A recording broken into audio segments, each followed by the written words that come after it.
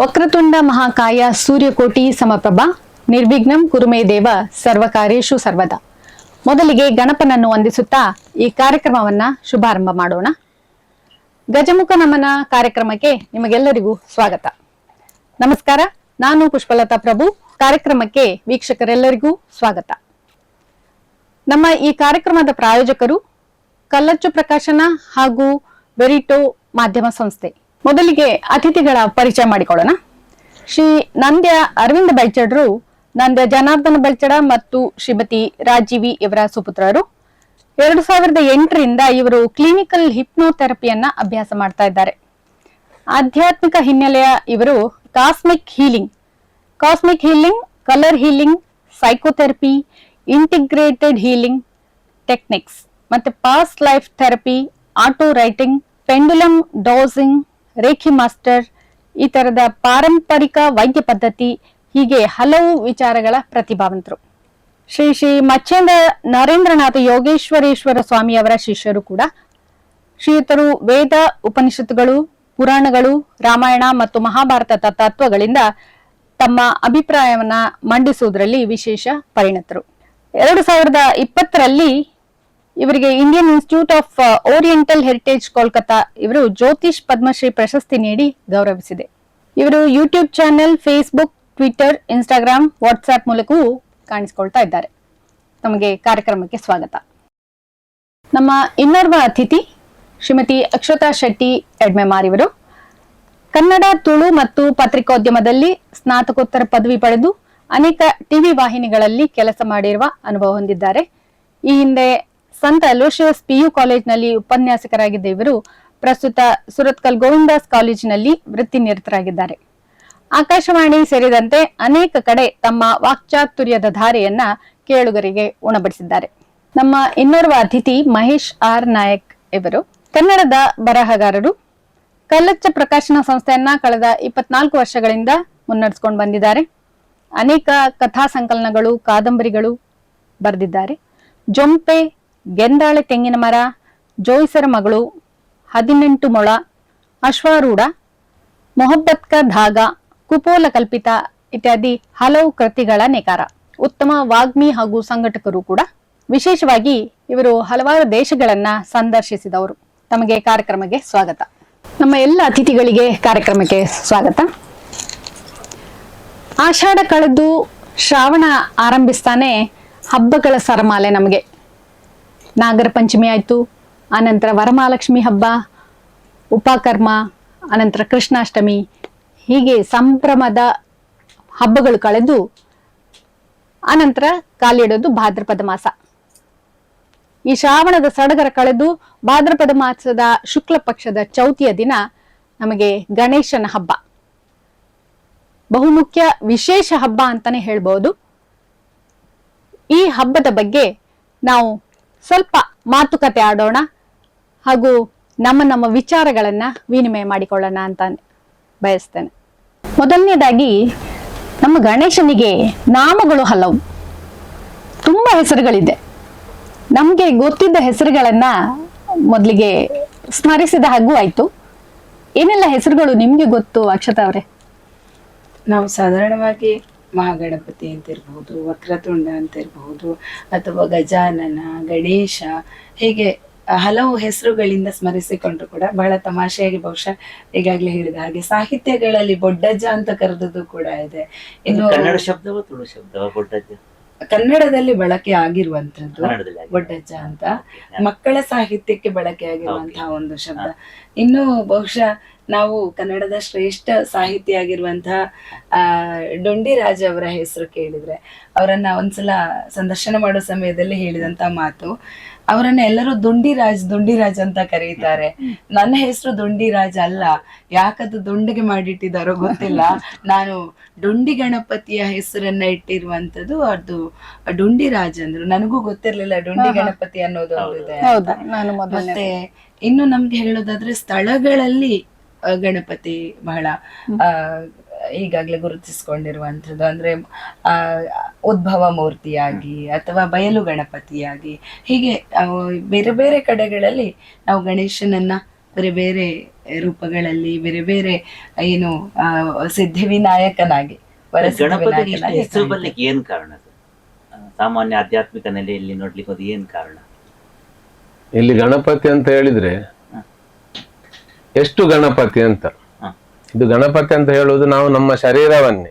ಗಣ ಅಂತ ಹೇಳಿದ್ರೆ ಗುಂಪು, ಫಸ್ಟ್ ಮೊದಲಿಗೆ ಪಂಚಭೂತಾತ್ಮಿಕ ಶರೀರದ ಗುಂಪು, ಅದರ ನಂತರದಲ್ಲಿ ಹೃದಯ, ಶ್ವಾಸಕೋಶ, ಬೇರೆ ಬೇರೆ ಅಂಗಾಂಗಗಳ ಗುಂಪು. ಈ ಎಲ್ಲ ಗುಂಪನ್ನು ಸೇರಿ ನಾವು ಗಣಪತಿ ಅಂತ. ಇಂಥ ಗಣಪತಿ ಅಂತ ಬರುವಾಗ ಇಲ್ಲಿ ಮನುಷ್ಯರಲ್ಲಿ 27 ನಕ್ಷತ್ರಗಳಲ್ಲಿ ಹುಟ್ಟಿದವರಿದ್ದಾರೆ. 27 ನಕ್ಷತ್ರಕ್ಕೆ 27 ಗಣಪತಿ ಉಂಟು. ಹಾಗೆ ಪಂಚಭೂತಗಳಿಗೆ 5 ಗಣಪತಿ ಉಂಟು. ಸೊ ಇನ್ನು ಈ ಪಂಚಭೂತಗಳು ಅಂತ ಹೇಳಿದ್ರೆ ಮೂಲಾಧಾರದಿಂದ ಇಲ್ಲಿ ವಿಶುದ್ಧಿ ಚಕ್ರದ ತನಕ 5 ಗಣಪತಿ. ಸೊ ಮೂಲಾಧಾರಕ್ಕೆ ಬಾಲ ಗಣಪತಿ ಅಂತ, ಅಂದ್ರೆ ತಲೆಯನ್ನು ಕಡಿಯುವುದಕ್ಕಿಂತ ಮೊದಲೊಬ್ಬ ಗಣಪತಿ ಇದ್ದಲ್ವ, ಮನುಷ್ಯನ ತಲೆಯವ, ಆ ತಲೆಯ ಗಣಪತಿ ಬಾಲ ಗಣಪತಿ. ಸೊ ಅದರ ನಂತರ ಈ 12 ವರ್ಷ ದಾಟಿದ್ರೆ ಆ ಮಗು, ಆಗ ಅಲ್ಲಿಗೆ ತರುಣ ಗಣಪತಿ ಅಂತ ಬರ್ತಾನೆ, ಅದು ಸ್ವಾಧಿಷ್ಠಾನ ಚಕ್ರಕ್ಕೆ ಬರ್ತದೆ.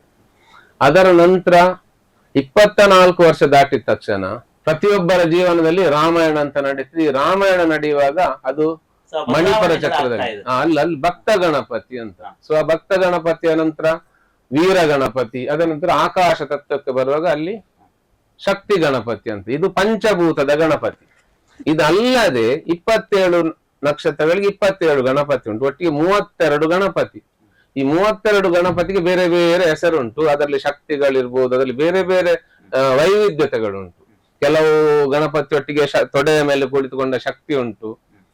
ಹಾಗೆ ಕೆಲವು ಗಣಪತಿಗೆ ಸಿಂಹದ ಮುಖ ಉಂಟು, ಸಿಂಹ ಗಣಪತಿ ಅಂತ. ಹಾಗೆ ಬೇರೆ ಬೇರೆ ನಮೂನೆಯ ಗಣಪತಿಗಳಿರುವಾಗ ಅದಕ್ಕೆ ಬೇರೆ ಬೇರೆ ಹೆಸರುಗಳು. ಈಗ ಮನುಷ್ಯರಿಗೆ ನಾವು ಹೇಗೆ ಬೇರೆ ಬೇರೆ ಕೊಟ್ಟಿದ್ದೇವೆ, ಇದು ಮನುಷ್ಯರಿಗೆ ನಾವು ಕೊಟ್ಟ ಹೆಸರು, ಅದು ಅಲ್ಲ, ಒಂದು ಗುರುತಿಸ್ಲಿಕ್ಕೆ ಕೊಟ್ಟ ಹೆಸರು. ಇದು ಹಾಗೆ ಅಲ್ಲ, ಇದು ಅವ ಹಾಗೆ ಇರ್ತಾನೆ, ಆದ್ದರಿಂದ ಅದು ಅವನದ ಹೆಸರು. ಗಣಪನ ಕತೆ ಕೂಡ ತುಂಬಾ ರೋಚಕ.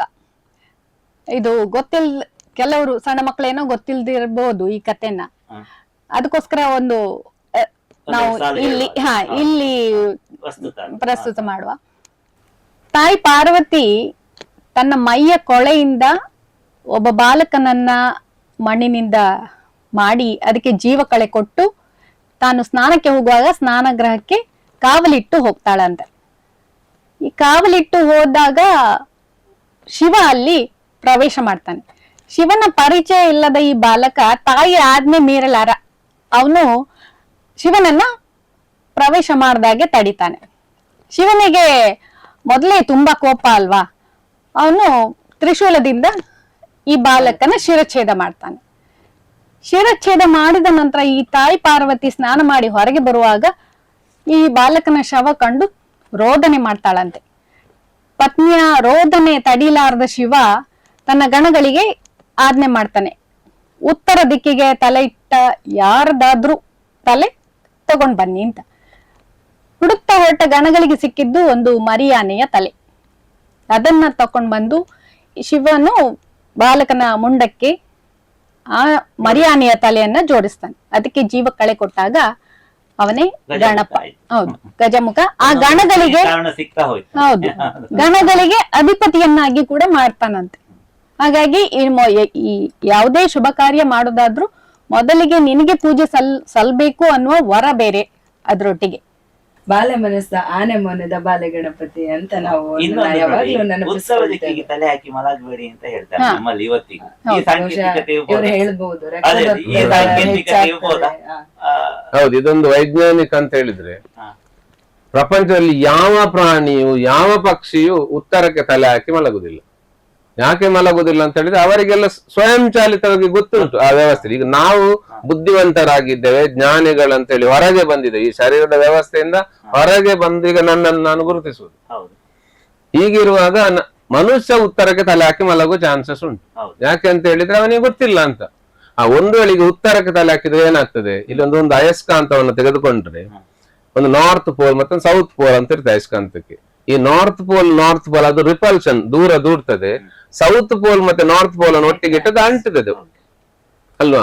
ಈಗ ಹಾಗೆ ಇಲ್ಲಿ ನಾನೀಗ ನನ್ನ ತಲೆಯನ್ನು ಈಗ ಉತ್ತರ ದಿಕ್ಕಿಗೆ ನಾನು ತಲೆ ಇಟ್ಟು ಮಲಗಿದೆ ಅಂತ ಹೇಳಿ ಆದ್ರೆ ಆ ದಿಕ್ಕಿನ ಆ ಗುರುತ್ವಾಕರ್ಷಣ ಶಕ್ತಿ ನನ್ನ ತಲೆಯ ಉತ್ತರ ದಿಕ್ಕನ್ನು ರಿಪಲ್ಷನ್ ದೂಡುವಾಗ ಏನಾಗ್ತದೆ, ನಾನು ಈ ದೇಹದಿಂದ ಹೊರಗೆ ಹೋಗ್ಬೋದು. ಅಂದ್ರೆ ಈ ದೇಹದಲ್ಲಿ ಯಾರು ಇದ್ದೇನ ನಾನೇ ಇಲ್ಲಿ ಇಲ್ಲದೆ, ಯಾಕಂದ್ರೆ ನಾನು ಈಗ ಒಂದು ಲಿಂಗ ಶರೀರ, ಈ ಲಿಂಗ ಶರೀರ ಭೌತ ಶರೀರದ ಒಟ್ಟಿಗೆ ಇರುವುದು. ಆ ಲಿಂಗ ಶರೀರ ಅದಕ್ಕೊಂದು ಉತ್ತರ ಧ್ರುವ ಮತ್ತೆ ದಕ್ಷಿಣ ಧ್ರುವ ಅಂತ ಇದೆ. ಬಹುಶಃ ಇದನ್ನು ಎಕ್ಸ್ಪ್ಲೇನ್ ಮಾಡ್ಲಿಕ್ಕೆ ಸ್ವಲ್ಪ ಹಿರಿನವರಿಗೆ ಕಷ್ಟ, ಅದಕ್ಕೆ ಸರಳೀಕೃತ ಮಾಡಿ ಈ ಕಥೆ ಮೂಲಕ ಹೇಳಿಬಹುದು ಏನಲ್ವಾ? ಅಲ್ಲ, ಆಗಿನ ಭಾಷೆ ಹಾಗೆ, ಆಗ ಭಾಷೆ ಅದು ಇತ್ತು, ಯಾವುದು ಸಂಸ್ಕೃತ ಇತ್ತು. ಸಂಸ್ಕೃತದಲ್ಲಿ ಶಬ್ದಕ್ಕೆ ಒಂದು ಅರ್ಥ ಸಹ ಉಂಟು, ಭಾವ ಸಹ ಉಂಟು, ಅದು ಮೂರು ಸೇರಿ ಒಂದು ಕ್ರಿಯೆ ಆಗುವುದು. ಇಲ್ಲಿ ನಮ್ಮದು ಈಗ ಶಬ್ದ ಬೇರೆ, ಅರ್ಥ ಬೇರೆ, ಭಾವ ಬೇರೆ ಆಗಿದೆ. ಆದ್ರೆ ಯಾವುದಕ್ಕೂ ಒಂದು ದೈವಿಕತೆ ಮತ್ತು ನಂಬಿಕೆ ಅನ್ನೋದನ್ನ ಆರೋಪಿಸಿದಾಗ ಜನ ಅದನ್ನ ಸ್ವೀಕಾರ ಮಾಡ್ತಾರೆ ಅಂತ. ಮತ್ ವಿಶೇಷ ಗಮನಿಸಿ, ಅಷ್ಟು ದೊಡ್ಡ ಗಾತ್ರದ ತಲೆ, ಪುಟ್ಟ ಹುಡುಗನ ದೇಹ, ಆ ಆಕಾರ ತತ್ವವನ್ನ ನಾವು ಗಮನಿಸುವಾಗ ತುಂಬಾ ವಿಶೇಷವಾದ ದೇವ್ರು ಗಣಪತಿ ಅಂತ ಹೇಳ್ಬೋದು.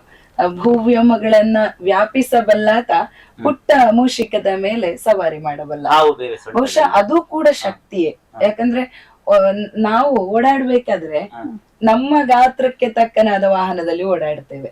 ನಮ್ಗೆ ಧೈರ್ಯ ಇಲ್ಲ, ಒಂದು ಚಿಕ್ಕ ಸೈಕಲ್, ಮಕ್ಕಳ ಸೈಕಲ್ ಮೇಲೆ ನಾವು ಕುತ್ಕೊಳ್ಳುವಷ್ಟು ಧೈರ್ಯ ನಮಗಿಲ್ಲ, ಯಾಕಂದ್ರೆ ನಮ್ಮ ಮೇಲೆ ನಮ್ಗೆ ಕಾಳಜಿ ಇದೆ.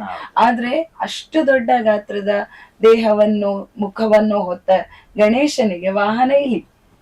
ಅದೇ ತರ ಅಂದ್ರೆ ಅವನು ಶಕ್ತಿಯನ್ನ ತನ್ನ ವೃದ್ಧಿ ರೂಪದಲ್ಲೂ ತೋರಿಸಬಲ್ಲ ಮತ್ತು ಸಂಕುಚಿತವಾಗಿ ಒಂದು ಪುಟ್ಟ ಪ್ರಾಣಿಯ ಮೇಲೂ ಸವಾರಿ ಮಾಡಬಲ್ಲ ಅಂತ ಅನ್ನೋದನ್ನ ತೋರಿಸುವುದನ್ನ ನಾವಿಲ್ಲಿ ಕಾಣ್ತೇವೆ. ಹಾಗೇನೆ ಅವನ ಮುಖದಲ್ಲಿರುವಂತಹ ಅಂಗಾಂಗಗಳು ವಿಚಾರಗಳನ್ನ ದೊಡ್ಡ ಕಿವಿಯಿಂದ ಕೇಳಿ ಮತ್ತು ಸೂಕ್ಷ್ಮವಾದ ಕಣ್ಣುಗಳಿಂದ ಗಮನಿಸಬೇಕು. ಯಾವುದನ್ನು ಕೂಡ ಸೊಂಡಿಲು ಅಷ್ಟೇ, ಎಷ್ಟು ಸೂಕ್ಷ್ಮ ಸಂವೇದಿಯಾದಂತಹ ಆ ಸೊಂಡಿಲನ್ನ ಹೊಂದಿರುವ, ಅಂದ್ರೆ ಸಂವೇದನೆಯೂ ಬೇಕು. ಅಂತಹ ಒಂದು ಎಲ್ಲ ಮನೋಧರ್ಮಗಳನ್ನ ಭಗವಂತ ನೀಡ್ತಾನೆ ಅಂತ ನಾವು ಭಾವಿಸ್ಬೋದು. ಬಹುಶಃ ಮನುಷ್ಯರಾಗಿ ಇದು ನಮ್ಮ ಸೀಮಿತ ಚೌಕಟ್ಟು ಇರಬಹುದು, ಭಗವಂತನನ್ನ ವಿಶ್ಲೇಷಣೆ ಮಾಡ್ಲಿಕ್ಕೆ ನಮ್ಗೆ ಅಷ್ಟು ಸಾಧ್ಯ ಆಗದೆ ಹೋಗ್ಬೋದು. ಆದ್ರೂ ಹೌದು, ಅದ್ರಲ್ಲೂ ಕೂಡ ನಮ್ಮ ರೂಪಗಳು ಹೇಗಿರ್ತವೆ ಕೊಟ್ಟದ್ದು ಅಂದ್ರೆ, ಭಗವಂತನಿಗೆ ನಾವು ಕಂಡಂತಹ ಜೀವಿಗಳು ವಾಹನ, ಮನುಷ್ಯನಿಗೆ ಎಷ್ಟು ಸೀಮಿತತೆ ಇದೆ ಅಂದ್ರೆ ಒಂದಷ್ಟು ಕೈಗಳು ಜೋಡಿಸಿದ್ರೆ ಬೇರೆ ಬೇರೆ ದೇವರಿಗೆ ವಿಶೇಷತೆ, ನಮ್ಮಲ್ಲಿ ಅದ್ಭುತ ರೂಪ ಇರುವಂತಹದ್ದು ದೇವತೆ. ಎಲ್ಲ ಒಳ್ಳೆತನಗಳು ಒಟ್ಟು ಸೇರಿದ್ರೆ ಅದು ದೇವರು ಅಂತ. ಕೆಟ್ಟತನಗಳನ್ನ ಕಾಣದೇ ಇರೋದನ್ನ ಎಲ್ಲ ಒಳ್ಳೇದು ಸೇರಿದ್ರೆ ಅದು ದೇವರು. ಅದಕ್ಕೆ ಬಹುಶಃ ಸಿಟ್ಟುಗೊಂಡ ಮನುಷ್ಯನನ್ನ ರಾಕ್ಷಸನ ಹಾಗೆ, ಸಮಾಧಾನದಲ್ಲಿರುವವನನ್ನ ಒಳ್ಳೆ ಮನುಷ್ಯ, ತುಂಬಾ ಸಹಾಯ ಮಾಡುವವನನ್ನ ದೇವ್ರು ಹಾಗೆ ಅಂತ ಕರೆಯುವಂಥದ್ದು ಇರ್ಬೋದು. ಇಲ್ಲಿ ಉಪಾಸಕಾನಾಂ ಕಾರ್ಯಾರ್ಥಂ ಬ್ರಹ್ಮಣೋ ರೂಪಕಲ್ಪನ ಅಂತ. ಉಪಾಸಕನ ಕೆಲಸ ಆಗ್ಲಿಕ್ಕೋಸ್ಕರ, ಈಗ ನಾವೊಂದು ಕತ್ತಿಯ ಕೊಟ್ಟ ಮಡು ಅಂತ ಯಾವ್ದಕ್ಕೆ ಎಲ್ಲ ಕಬ್ಬಿಣವೇ, ಬೇರೆ ಬೇರೆ ಕೆಲಸಕ್ಕೆ ಬೇರೆ ಬೇರೆ ರೀತಿ ಆಕಾರ ಕೊಡ್ತೇವೆ. ಹಾಗೆ ಇಲ್ಲಿ ಈ ಗಣಪನನ್ನು ಹಾಗೆ ಎಲ್ಲಾ ದೇವತೆಗಳನ್ನು ಸಹ ಕಾರ್ಯಕ್ಕನುಗುಣವಾಗಿ ಅವರಿಗೆ ರೂಪ ಕೊಟ್ಟದ್ದು. ದೊಡ್ಡ ಹೊಟ್ಟೆ ಹಾಕಿ ಕೊಟ್ಟಿರ್ಬೋದು. ಅದೇ ಗಣಪ ಅಂದ ಕ್ಷಣ ದೊಡ್ಡ ಹೊಟ್ಟೆ, ಡೊಳ್ಳು ಹೊಟ್ಟೆಯೇ ನಮ್ಗೆ ಮೊದಲಿಗೆ ಕಾಣುದು. ಆ ಡೊಳ್ಳು ಹೊಟ್ಟೆಗೆ ಪುನಃ ನಾವು ಹಾವನ್ನು ಸುತ್ತುವರಿಸ್ಕೊಂಡು ಅವನು ಆ ಕತೆ ಕೂಡ ತುಂಬಾ ರೋಚಕವಾಗಿಯೇ ಇದೆ. ನೀವು ಕತೆ ಹೇಳ್ಬೋದು ಅದನ್ನ ಒಮ್ಮೆ. ಗಣಪತಿ ಈಗ ಈ ಚೌತಿಗೆಲ್ಲ ತುಂಬಾ ಬಡಿಸ್ತಾರೆ, ಭಕ್ಷ್ಯ ಪ್ರಿಯವ, ಅವನಿಗೆ ಬೇಕಾದಷ್ಟು ತಿನ್ಲಿಕ್ಕೆ ಕೊಡ್ತಾರೆ. ಈಗ ಅದನ್ನೆಲ್ಲ ತಿಂದು ಹೊಟ್ಟೆ ದೊಡ್ಡದಾಯ್ತು. ಈಗ ಹೊಟ್ಟೆ ದೊಡ್ಡದಾಕ್ಕೆ ಏನ್ ಮಾಡ್ತಾನೆ, ಈಗ ಇನ್ನು ಹೊಟ್ಟೆ ಬಿರಿಬಾರ್ದು ಅಂತ ಹೇಳಿ ಹಾವನ್ನು ಅದಕ್ಕೆ ಕಟ್ತಾನೆ, ನಾವು ಬೆಲ್ಟ್ ಹಾಕಿದಾಗಿ. ಹಾಗೆ ಕಟ್ಟಿ ಒಂದು ಸಣ್ಣ ಇಲಿಯ ಮೇಲೆ ಅವ ಈಗ ಹೋಗ್ತಾ ಇರ್ತಾನೆ. ಈ ಹೋಗುವುದನ್ನು ನೋಡಿದಂತ ಚಂದ್ರ ಮೇಲೆ ನಿಂತು ನಗ್ತಾನೆ, ಅಯ್ಯೋ ನಿನ್ನ ಅವಸ್ಥೆ ಅಂತ. ಆ ನಗುವನ್ನು ಕೇಳಿದಂತ ಈ ಗಣಪತಿಗೆ ಸಿಟ್ಟು ಬರ್ತದೆ. ಸಿಟ್ಟು ಬಂದು ಅವ ಏನ್ ಮಾಡ್ತಾನೆ, ತನ್ನ ಒಂದು ದಾಡೆಯನ್ನು ತುಂಡು ಮಾಡಿ ಅವನಿಗೀಗ ಆಗ್ತಾನೆ ಈಗ ಅಂತೇಳಿ ಹಾಗೆ ಬಿಸಾಡ್ಲಿಲ್ಲ, ಹಿಡಿದ ಈಗ ಆಗ್ತೇನೆ ನಿಂಗೆ ಅಂತ. ಹಾಗೆ ಚಂದ್ರನನ್ನು ಸುಮ್ಮನೆ ಕುತ್ಕೊಳಿಸಿದ. ಶಾಪ ಕೊಡ್ತಾನೆ. ಇನ್ನು ಚೌತಿ ಚಂದ್ರನಿಗೆ ಅಪವಾದ ಬರಲಿ ಅಲ್ಲ, ನೋಡುದು ಅವತ್ತೇ, ಬೇರೆ ದಿನ ನೋಡುದಿಲ್ಲ ನಾವು. ಮತ್ತೆ ಅದು ಒಂದು ಏಳು ಅರ್ಧ ಗಂಟೆ ಕಾಣುದು ಹೌದು. ಅದಕ್ಕೆ ಪೂರಕವಾಗಿ ನೀವೀಗ ಹೇಳಿದ್ರೆ ಅದ್ ತಿಂದಾಗ ಅವನು ಹೊಟ್ಟೆ ಬೀರಿಬಾರ್ದು ಅಂತ ಹಾವನ್ನ ಕಟ್ಟಿದ. ಅಲ್ಲಿಯೂ ಕೂಡ ನೋಡಿ ವೈರುಧ್ಯವನ್ನ ಭಗವಂತ ಮಾತ್ರ ಜೊತೆಯಾಗಿರಿಸಬಲ್ಲ ಅಂತ ಅನ್ನೋದನ್ನ. ಹಾವು ಮತ್ತು ಇಲ್ಲಿ ಪರಸ್ಪರ ಶತ್ರುಗಳು ಅದೆರಡು ಗಣಪನ ಜೊತೆಗೆ ಇರ್ತವೆ ಸದಾಕಾಲ. ಇನ್ನು ಮಕ್ಕಳ ಕಥೆಗಳಲ್ಲಿ ನಂಬಿಕೆ ಏನಿದೆ ಅಂತಂದ್ರೆ ಆ ಚಂದ್ರನ ಮೇಲಿರುವ ಕಲೆ ಏನಂತ ಹೇಳಿದ್ರೆ ಅದು ದಾಡೆಯನ್ನು ಬಿಸಾಡಿದಾಗ ಕಲೆ ಆಯ್ತಂತೆ ಅಂತ. ಬಹುಶಃ ಅದು ನಾವು ಏನು ಅವರವರ ಭಾವಕ್ಕೆ ಅವರವರ ನೋಡಿದ ಗಣಪತಿಯ ವಿಶೇಷತೆ ಇಲ್ಲಿಯ ನಮ್ಮ ತುಳು ಅಂತ ಬಂದಾಗ ಬಹುಶಃ ನಾವು ಇಲ್ಲಿ ಈ ಪ್ರದೇಶದಲ್ಲಿರೋದ್ರೆ ಅದನ್ನ ನೆನಪಿಸ್ಕೊಳ್ಬೇಕಾಗ್ತದೆ. ಮಂದಾರ ಕೇಶವ ಭಟ್ರು ಬರೆದಂತಹ ಮಂದಾರ ರಾಮಾಯಣದಲ್ಲಿ ಆರಂಭದಲ್ಲಿ ಇವರನ್ನ ಗಣೇಶನನ್ನ ನೆನಪಿಸಿಕೊಳ್ಳುವ ರೀತಿಯೇ ಬಹಳ ವಿಶೇಷವಾದದ್ದು. ಪುಂಡುಗುರಿಕಾರೆ ಮಲೆ ಮಗಳೇ ಮೋಕಿದ ಬಾಲೆ ಉಂಡೆ ಚಕ್ಕುಲಿ ಧರ್ತಿದಾನೆ ಮೋನೆ ಅಂತ. ಪುಂಡುಗುರಿಕಾರ ಗಣನಾಯಕ ಅಂತ ಹೇಳುದನ್ನ ಪುಂಡುಗುರಿಕಾರೆ ಮಲೆ ಮಗಳೇ ಮೋಕಿದ ಬಾಲೆ ಪಾರ್ವತಿ ಪರ್ವತರಾಜನ ಮಗಳ ಮಗ ಅಂತ. ಹಾಗೇನೆ ಉಂಡೆ ಚಕ್ಕುಲಿದ ಅರ್ತಿ ಅಂದ್ರೆ ಪ್ರೀತಿ, ಸಂಸ್ಕೃತದ ಪದ ಬಳಕೆ ಆಗಿದೆ. ಅರ್ತಿದ ಆನೆ ಮೋನೆ ಅಂತ. ಅಂತಹ ಪ್ರೀತಿಯ ಗಣಪತಿ. ಕರಾವಳಿಯ ಗಣಪತಿ ಕಲ್ಪನೆ ನಿಮ್ಗೆ ಗೊತ್ತಿದೆ, ತೆಂಗಿನಕಾಯಿ ಅಕ್ಕಿ ಒಂದು ಎಲೆ ತುಳಸಿ ಅದು ಬೇರೆ ಸಂದರ್ಭಗಳಲ್ಲಿ ಅಂದ್ರೆ ಯಾವುದೇ ಶುಭ ಕಾರ್ಯಗಳಲ್ಲಿ ಗಣಪತಿ ಇಡುವುದು ಅಂತಂದ್ರೆ ಒಂದು ಬಳೆ ಎಲೆ, ಅದ್ರಲ್ಲಿ ಅಕ್ಕಿ ತೆಂಗಿನಕಾಯಿ ವೀಳ್ಯ ಅಡಿಕೆ ಇಡುವಂತದ್ದು. ಎಷ್ಟು ಸರಳ ಅಲ್ಲ. ಹೌದು, ಎಷ್ಟು ಅಂದ್ರೆ ಇಲ್ಲಿ ನಮ್ಮ ದಕ್ಷಿಣದ ಈ ಕರಾವಳಿಯ ವಿಶೇಷತೆಯ ಅದು ಏನಂದ್ರೆ ನಾವು ಪ್ರಕೃತಿಯನ್ನು ಮಾತ್ರ ಪೂಜಿಸ್ತೇವೆ. ಬೇರೆ ಯಾವುದೇ ಹಬ್ಬ ಬರ್ಲಿ ಅಲ್ಲಿ ನೀವು ಪ್ರಕೃತಿ ಇಲ್ಲದ ಒಂದೇ ಒಂದು ಪೂಜೆಯನ್ನ ಕಾಣ್ಲಿಕ್ಕೆ ಸಾಧ್ಯವೇ ಇಲ್ಲ. ಚೌತಿ ಅಂತ ಬಂದಾಗ ಗಣೇಶ ಹೇಗೆ ಅಂತಂದ್ರೆ ಅವನ ಅತಿ ಪ್ರಿಯವಾದ ತಿನಿಸು ಕಬ್ಬು. ಬಹುಶಃ ಆನೆ ಮುಖ ಹೊತ್ತದಕ್ಕೇನು ಆ ಕಬ್ಬಿನಿಂದ ಗಣಪತಿಯನ್ನ ಮಾಡುವುದು ಕ್ರಮ. ಅವತ್ತು ನಾವು ಸುತ್ತ ಇಡುವುದು ಅಂತ ಹೇಳುದು, ಗಣಪತಿ ಇಡುವುದು ಅಂತ ಹೇಳುದಿಲ್ಲ ನಾವು. ಏನು ಅಕ್ಕಿ ತೆಂಗಿನಕಾಯಿ ಅದನ್ನ ಸುತ್ತೇ ಇಡುತ್ತೇವೆ. ಅವತ್ತು ಕೂಡ ಗಣಪತಿಯನ್ನೇ ನಾವು ಏನು ಪ್ರತಿಷ್ಠಾಪನೆ ಮಾಡ್ತೇವೆ. ಮೂರ್ತಿ ತರುವ ಕ್ರಮವೇ ಇಲ್ಲ ಇಲ್ಲಿ, ಮೂರ್ತಿ ಇಡುವ ಪದ್ಧತಿಯೇ ಇಲ್ಲ. ಮೂರ್ತಿ ಇಡುವಂತದ್ದು ಬಹುಶಃ ನನಗನ್ಸೋದು ವಿಶ್ವಕರ್ಮ ನನಗೆ ಗೊತ್ತಿದ್ದಾಗೆ ಮೂರ್ತಿ ಇಡುದು ಇಲ್ಲಿ ಸಾರ್ವಜನಿಕ ಪ್ರದೇಶ ಮನೆಗಳಲ್ಲಿ ಕುಟುಂಬಕ್ಕೆ ಬಂದಿದ್ರೆ ಇಡ್ತೇವೆ ನಾವು. ಕೆಲವು ಕಡೆ ಈಗ ಒಂದು ಕುಟುಂಬಕ್ಕೆ ಮೂರ್ತಿ ಇಡುವಂತದ್ದು ಬಂದಿದ್ದು ಇಡ್ತೇವೆ. ಬೆಂಗಳೂರು ಕಡೆ ಹಾಗೆ ಮಾರ್ಕೆಟ್ ಇಂದ ತಂದು ಪ್ರತಿಯೊಂದು ಮನೆಯಲ್ಲಿ ಖಂಡಿತ ಇಲ್ಲಿ ಇಡುವುದಿಲ್ಲ. ಅಲ್ಲಿಯೂ ಕೂಡ ಗಣೇಶನನ್ನ ಮಣ್ಣಿನಿಂದಲೇ ಮಾಡ್ಬೇಕು. ಯಾಕಂದ್ರೆ ಪಾರ್ವತಿ ಮಾಡಿದ್ದು ಮಣ್ಣಿನಿಂದ, ಮೈಯ ಮಣ್ಣಿನಿಂದ ಮಾಡಿದ್ದು. ಹಾಗಾಗಿ ಈಗ್ಲೂ ಕೂಡ ಅಲ್ಲಿಯೂ ಪ್ರಕೃತಿ ತತ್ವವೇ. ನಾವು ಯಾವ ದೇವರನ್ನ ಅದನ್ನ ಮೀರಿ ಯೋಚನೆ ಮಾಡ್ಲಿಕ್ಕೂ ಸಾಧ್ಯ ಇಲ್ಲ. ಮತ್ತು ಪ್ರಕೃತಿಯನ್ನು ಪ್ರಕೃತಿಯ ಜೊತೆ ಲೀನ ಮಾಡುದು. ದ್ವಿಮಾತ ಪುತ್ರ ಅವನು. ಹಾಗಾಗಿ ಆ ಗಂಗಾ ಮಾತೆಗೆ ಅವನನ್ನ ಸಮರ್ಪಿಸುವಾಗಲೂ ಮತ್ತೆ ಆ ಮಣ್ಣು ನೀರಿನಲ್ಲಿ ಕರಗಿ ಹೋಗ್ತದೆ. ಕಲ್ಪನೆ ಹಾಗೆ ಅದು ಭವಿಷ್ಯ ಬರ್ತದೆ ಈಗ ಮಾತಾಡುವಾಗ. ಹೌದು, ಚೌತಿಯ ಮುಂಚಿನ ದಿನ ಸ್ವರ್ಣಗೌರಿ ವ್ರತ ಮಾಡೋದುಂಟು, ಪೂಜೆ ಮಾಡೋದುಂಟು. ಅದರ ಕ್ರಮ ಹೇಗೆ?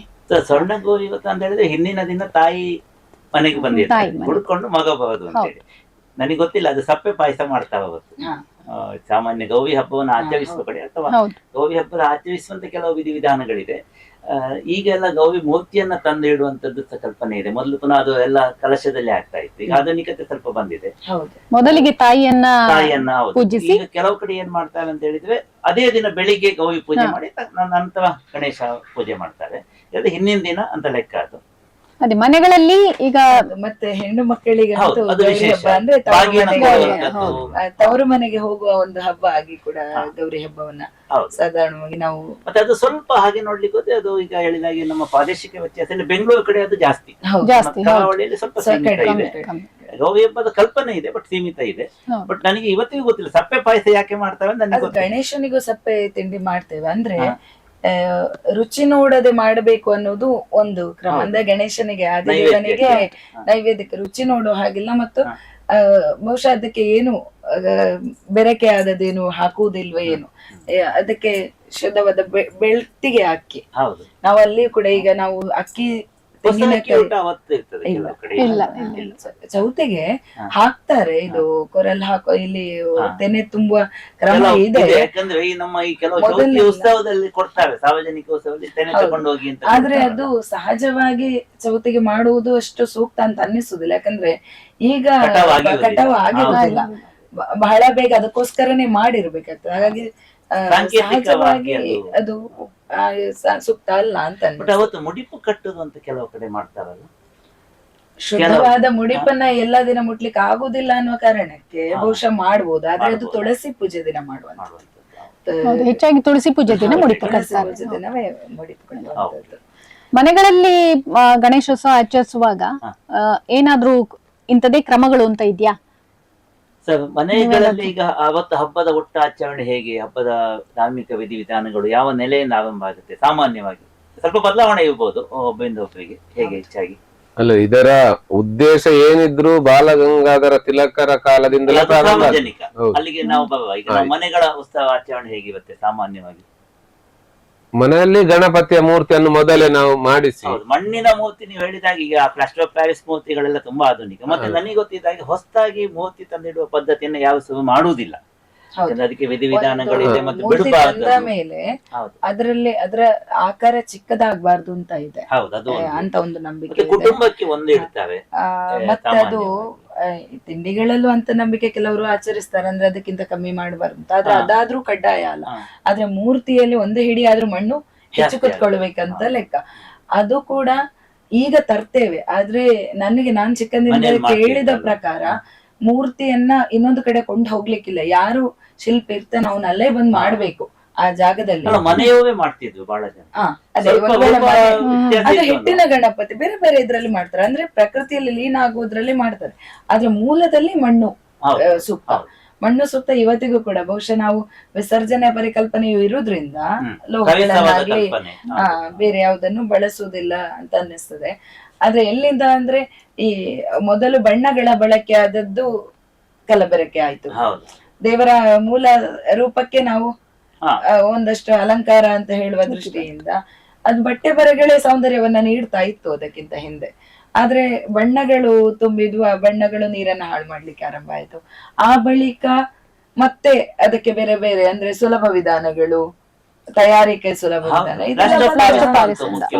ಈಗ ಸ್ವಲ್ಪ ಪುನಃ ಅವೇರ್ನೆಸ್ ಬಂದಿದೆ. ಈಗ ನಮ್ಮ ಅರಣ್ಯ ಸಚಿವರು ಅದಕ್ಕೆ ಸೂಚನೆಯನ್ನು ಕೊಟ್ಟಿದ್ದಾರೆ. ಅದು ಬಹಳ ಸ್ವಾಗತಾರ್ಹ ಒಂದು ಕಾರ್ಯ. ಹೌದು, ಬಹಳ ಸಲ ದೊಡ್ಡ ದೊಡ್ಡ ನಗರಗಳಲ್ಲಿ ಗಣಪತಿ ಹಬ್ಬ ಮುಗಿದ ಮೇಲೆ ಅಲ್ಲಿಯ ಏನು ಕೆರೆ ನದಿಗಳಿದೆ ತುಂಬಾ ಮಟ್ಟಿಗೆ ಕೆಲವು ಸಲ ಅದು ಅಧ್ವಾನವನ್ನು ಉಂಟು ಮಾಡ್ತದೆ. ಈ ಸಾರಿ ಕಲರ್ ಕೂಡ ಬಳಸಬಾರ್ದು ಅಂತ ಒಂದು ನಮಗೆ ಕರಾವಳಿಯಲ್ಲಿ ಸಾಕಷ್ಟು ನದಿ ಸಮುದ್ರ ಇದೆಲ್ಲ ಇರುವುದ್ರಿಂದ ತಕ್ಕ ಮಟ್ಟಿಗೆ ತಡ್ಕೊಳ್ಲಿಕ್ಕಾಗ್ತದೆ. ಆದ್ರೆ ಪಟ್ಟಣಗಳಲ್ಲಿ ಮಹಾರಾಷ್ಟ್ರದಂತ ಪಟ್ಟಣದಲ್ಲಿ ಪ್ರತಿ ಮನೆಯಲ್ಲೂ ಗಣಪತಿಯನ್ನ ಇಡುವಂತದ್ದು, ಅದು ಇಡ್ಲೇಬೇಕು ಅನ್ನೋ ಕಾರಣಕ್ಕೆ ಯಾವ ಗಣಪತಿ ಸಿಗ್ತದೋ ಆ ಗಣಪತಿಯನ್ನ ತಂದು ಪ್ರತಿಷ್ಠಾಪನೆ ಮತ್ತೆ ವಿಸರ್ಜನೆ ಅಂತ ಹೇಳುವಾಗ ಅಲ್ಲಿ ಈಗ ಬೆಂಗಳೂರಲ್ಲಿ ವ್ಯವಸ್ಥೆಗಳು ಇಲ್ಲ. ಅಲ್ಲಿ ಸ್ಥಳೀಯ ಆಡಳಿತ ನಿಮಗೆ ಸಂಜೆ 9 ಗಂಟೆ ಮೇಲೆ ಟ್ಯಾಂಕ್ ಗಳನ್ನ ಮನೆ ಎದುರಿಗೆ ತಕೊಂಡ್ ಬರ್ತಾರೆ. ಅಲ್ಲೇ ಮನೆ ಎದುರು ತಂದು ನಾವು ಅದನ್ನ ಹಾಕುವಂತ ವ್ಯವಸ್ಥೆಯನ್ನು ಕಲ್ಪಿಸಿದ್ದಾರೆ. ಸ್ವಲ್ಪ ನಮಗೆ ಧಾರ್ಮಿಕ ನೆಲೆಯಲ್ಲಿ ನೋಡುವಾಗ ಸ್ವಲ್ಪ ಔಡ್ ಕಾಣಬಹುದು. ಆದ್ರೆ ಈಗಿನ ಪರಿಸರದ ರಕ್ಷಣೆಗೋಸ್ಕರ ಇಂತ ಒಂದು ಹೆಜ್ಜೆ ಖಂಡಿತ ಬೇಕು. ಮುಖ್ಯವಾಗಿ ಕಲರ್ ಉಪಯೋಗಿಸಬಾರ್ದು, ಅದು ಕೆಮಿಕಲ್ಲೇ. ಮತ್ತಿನ್ನೊಂದು ಅಲಂಕಾರಿಕ ವಸ್ತುಗಳು ನಾವು ಗಣಪನಿಗೆ ಅರ್ಪಿಸಿದನೋ ನಿಜ, ಅದೆಲ್ಲ ನೀರಿಗೆ ಹೋಗಿ ಸೇರಿದ್ರೆ ಎಷ್ಟು ಕಲ್ಮಶ ಸೇರ್ತದೆ. ನಮ್ ಧಾರ್ಮಿಕ ಭಾವನೆಗಳು ಒಂದು ಮಟ್ಟಿಗಾದ್ರೆ ಅದನ್ನ ಆದ್ರೆ ನಾವು ಅಲ್ಲಿ ಏನು ಬಟ್ಟೆ ಬರೆ ಹೂವು ಇದೇ ಸಾಕಷ್ಟು ಗಣಪನಿಗೆ ಸೌಂದರ್ಯವನ್ನ ನೀಡುತ್ತದೆ.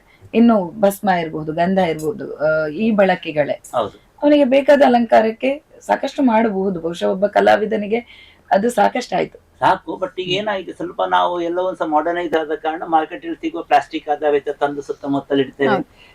ಕೆಲವು ಅನಿವಾರ್ಯತೆಗಳು ಇರ್ಬೋದು, ಅದು ಅನಿವಾರ್ಯತೆಗಳೇ ನಮ್ಗೆ ಗಟ್ಟಿ ಆಗ್ಬಾರ್ದು ಅಂತ ಹೇಳುವ ಉದ್ದೇಶಕ್ಕೆ. ಈಗ ಇದು ಎಲ್ಲ ಅಲಂಕಾರದ್ದಾಯ್ತು. ತಿಂಡಿ ನೀವು ಹೇಳಿ ಅಲ್ಲ ನನಗೆ ಏನೆಲ್ಲ ಮಾಡ್ತೀವಿ ಅಂತ ಹೇಳಿ. ತುಂಬಾ ಬಗೆಯ ತಿಂಡಿಗಳು ಮಾಡ್ತಾರೆ ಹೇಳಿ. ಬಹುಶಃ ಇವರು ಹೇಳ್ಬೋದು, ಯಾಕಂದ್ರೆ ನಮ್ಮಲ್ಲಿ ಏನಂದ್ರೆ ನಾವು ವಿಶೇಷವಾಗಿ ಇಂಥ ಸಿಹಿ ತಿಂಡಿಗಳನ್ನ ಒಂದು ಸೀಮಿತ ಇದ್ರಲ್ಲಿ ಮಾಡ್ತೇವೆ, ಹೆಚ್ಚು ಅಂತ ಮಾಡುದಿಲ್ಲ. ಕರಾವಳಿಯಲ್ಲಿ ನಾವು ಆಚರಣೆ ಮಾಡುವಾಗ ನಾನು ಆಗ್ಲೇ ಹೇಳಿದೆ ಕಬ್ಬಿನ ಗಣಪತಿ. ಏನು ಸಣ್ಣ ಕಬ್ಬನ್ನ ಬಳಸುದು ಮಾತ್ರ ಅಲ್ಲ, ಕಬ್ಬನ್ನ ನಾವು ಒಂದು ಬೇಕಾದ ಆಕಾರಕ್ಕೆ ತುಂಡು ಮಾಡಿಕೊಂಡು ಅದನ್ನ ಭಾಗ ಮಾಡಿ ಅದನ್ನ ಅಟ್ಟಿ ಮಾಡ್ತೇವೆ. ಅದು ಗೋಪುರದ ಹಾಗೆಯೋ, ಸಾಧಾರಣ ನಮ್ಮ ಮನೆಯಲ್ಲಿ ಅದನ್ನ ನಾವು ಇನ್ನು ಸ್ವಲ್ಪ ಪ್ರೀತಿಯಿಂದ ಅದನ್ನ ಒಂದು Shape ತುದಿ ಕೊಡ್ತೀವಿ. ಮತ್ತು ಬುಡವನ್ನ ಸ್ವಲ್ಪ ಸಪುರ ಮಾಡಿ ಮಧ್ಯದಲ್ಲಿ ಸ್ವಲ್ಪ ದಪ್ಪ ಮಾಡಿ ಮೇಲ್ಗಡೆ ಒಂದು ತೆಂಗಿನಕಾಯನ್ನ ಒಡೆದು ಎರಡಿಟ್ಟು ಆಮೇಲೆ ಹೂವಿನಿಂದ ತಲೆ ತರ ಮಾಡಿದ್ರೆ ಅಲ್ಲ ದೇವರ ರೂಪ ಹಾಗೆ. ಅಂದ್ರೆ 2 ಕಣ್ಣು ಮತ್ತದಕ್ಕೆ ಮೇಲಿಂದ ಹೂವಿನ ಅಲಂಕಾರ. ಆಮೇಲೆ ನಾವು 2 ದೊಡ್ಡ ಕಬ್ಬನ್ನ ಇಡಿಯಾಗಿ ಅದ್ರ ತುದಿಯು ಕತ್ತರಿಸದೆ ಮಂಟಪ ತರ ಇಡ್ತೇವೆ 2 ಕಡೆಗೆ. ಅಂದ್ರೆ ದೇವರ ಕೋಣೆಯಲ್ಲಿ ಇಲ್ಲ, ಚಾವಡಿಯಲ್ಲಿ. ನಮಗೆ ದೇವರ ಕೋಣೆ ಕಲ್ಪನೆಯೂ ಇಲ್ಲ, ದೇವರ ಫೋಟೋ ಇಡುವಂತದ್ದು, ಮಂಟಪ ಮಾತ್ರ ಇಡುದು. ಪ್ರತ್ಯೇಕ ಕೋಣೆಯ ಪರಿಕಲ್ಪನೆ ನಾವು ಮತ್ತೆ ದ್ರಾವಿಡರಿಂದ ವೈದಿಕದ ಬಂದಾಗ ಸ್ವಲ್ಪ ಬಂದಿದೆ. ಅದೇನು ಏನು ದೊಡ್ಡ ಏನು ವ್ಯತ್ಯಾಸ ಅಲ್ಲ, ಯಾಕಂದ್ರೆ ಒಂದು ಕೋಣೆಯಲ್ಲಿ ಹೋಗಿ ಮಾಡ್ತೇವೆ, ಇಲ್ಲ ದೇವರ ಮಂಟಪದ ಮುಂದೆ ಅಷ್ಟೇ.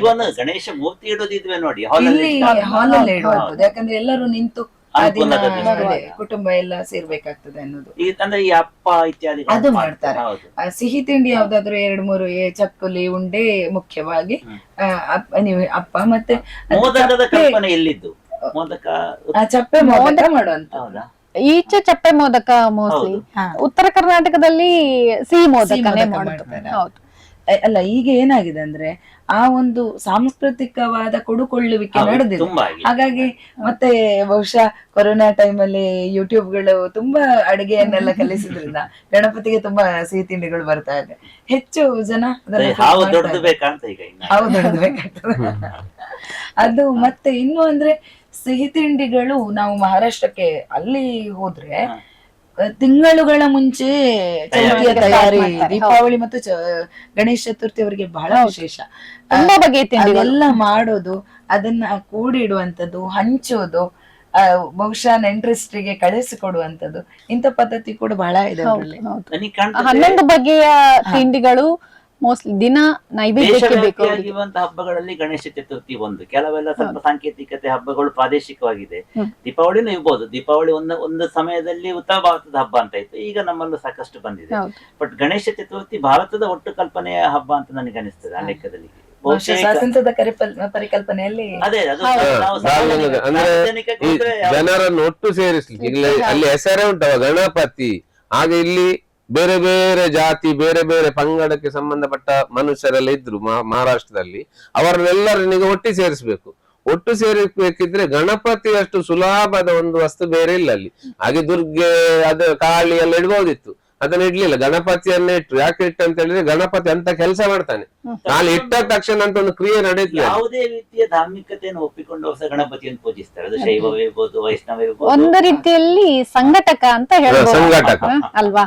ಮತ್ತು ಆ ಸಮಯದಲ್ಲಿ ಸ್ವಾತಂತ್ರ್ಯ ಕಾಲಘಟ್ಟದಲ್ಲಿ ಗುಂಪು ಸೇರುವ 2-2ಕ್ಕಿಂತ ಹೆಚ್ಚು ಜನ, 4 ಜನಕ್ಕಿಂತ ಹೆಚ್ಚು ಜನ ಒಟ್ಟಾಗಿ ಏನಾದ್ರೂ ಆಚರಣೆ ಸಾರ್ವಜನಿಕವಾಗಿ ಆಚರಣೆ ಮಾಡುವ ಅವಕಾಶ ಇರ್ಲಿಲ್ಲ. ಆದ್ರೆ ಧಾರ್ಮಿಕ ಸ್ವಾತಂತ್ರ್ಯ ಒಂದಿತ್ತು, ಅದನ್ನ ಬಳಕೆ ಮಾಡಿಕೊಂಡ್ರು ಸ್ವಾತಂತ್ರ್ಯದ ಹಿನ್ನೆಲೆಯಲ್ಲಿ.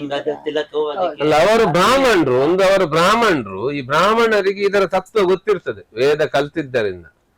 ಬಾಕಿಯವರೆಲ್ಲ ನಾವು ಭಕ್ತಿಯಲ್ಲಿ ಬಳಸ್ಕೊಂಡು ಅಲ್ಲಿ 2 ತತ್ವ ಉಂಟು. ಏನ್ ತತ್ವ ಅಂತ ಹೇಳಿದ್ರೆ, ಹಿಂದೆ ರಾವಣನು ಮದದಿಂದ ನಿನ್ನ ಪೂಜಿಸದೆ ಸಂದನು ರಣದಲ್ಲಿ ಗಣನಾಥ ಅಂತ ಭಜನೆ. ಅದು ಯಾಕೆ ಅಂತ ಹೇಳಿದ್ರೆ, ಈ ಎಚ್ಚರದಲ್ಲಿ 10 ಇಂದ್ರಿಯಗಳಿಂದ ಯಾರೆಲ್ಲ ನಾವು ಕಾರ್ಯಾಚರಿಸ್ತಾ ಇದ್ದೇವಲ್ವಾ, ನಾವೆಲ್ಲರೂ ದಶಾನನರು.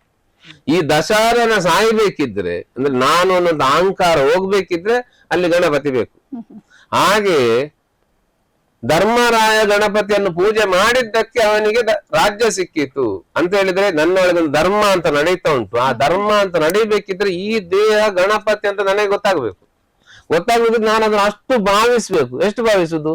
ಕುಣಿದು ಕುಪ್ಪಳಿಸಿ ಅಷ್ಟು ಖುಷಿ ಚೌತಿ ಅಂತ ಹೇಳಿದ್ರೆ. ಸೊ ಅಷ್ಟು ನಾನು ಭಾವಿಸಿದ್ರೆ ನನ್ನ ಒಳಗೆ ಧರ್ಮ ಸ್ಥಾಪನೆ ಆಗ್ತದೆ. ಸೊ ಈಗ ಬಾಲಗಂಗಾಧರ ತಿಲಕರು ಇಷ್ಟೇ ಮಾಡಿ ಎಂತ ಮಾಡಿದ್ದು, ರಾವಣರನ್ನು ಕೊಲ್ಲಿಕ್ಕೆ ಮತ್ತೆ ಧರ್ಮವನ್ನು ಸ್ಥಾಪಿಸ್ಲಿಕ್ಕೆ ಗಣಪತಿಯನ್ನು ಇಟ್ರು, ಜನರನ್ನು ಒಟ್ಟು ಮಾಡ್ಲಿಕ್ಕೆ. ಇದೊಂದು ತತ್ವ. ಈಗಲೂ ಕೂಡ ಸಾರ್ವಜನಿಕ ಗಣೇಶೋತ್ಸವ ಜನರನ್ನು ಒಟ್ಟುಗೂಡಿಸ್ತದೆ. ಸಾಂಸ್ಕೃತಿಕ ಕಲಾ ವೈಭವ ಅಲ್ಲಿ ಕಾಣಿಸ್ತದೆ. ತುಂಬಾ ಜನರಿಗೆ ಇದೊಂದು ಹಬ್ಬದ ವಾತಾವರಣ. ಅದು ಹೇಮಮಾಲಿನ್ಯವು ಪ್ರಸಿದ್ಧವಾದ ಗಣೇಶೋತ್ಸವದಿಂದ